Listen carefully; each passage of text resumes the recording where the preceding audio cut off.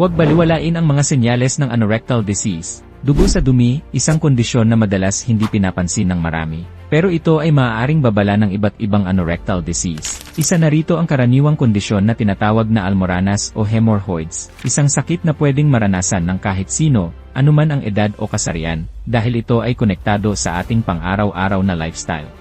Halimbawa, matagal na pag-upo sa palikuran habang dumudumi, kumakain ng maanghang o sobrang acidic na pagkain, kulang sa tubig, madalas na constipation, o pabalik-balik na diarrhea.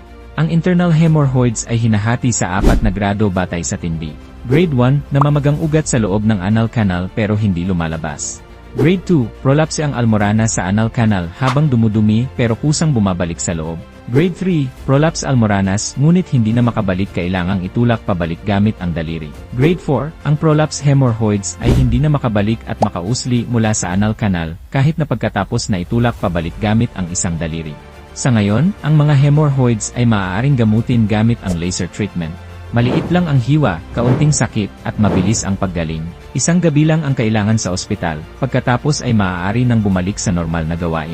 Pero malaki ang posibilidad na muling lumaki ang almoranas, kahit na matapos ang paggamot. Kaya napakahalaga na baguhin din ang iyong mga gawi sa araw-araw kasabay ng pagkakaroon ng regular na pagdumi, iwasan ang pagdudumi ng mahabang panahon, dagdagan ang dami ng fiber mula sa iyong dieta. Uminom ng hindi bababa sa 6 hanggang 8 baso ng tubig sa isang araw at regular na ehersisyo.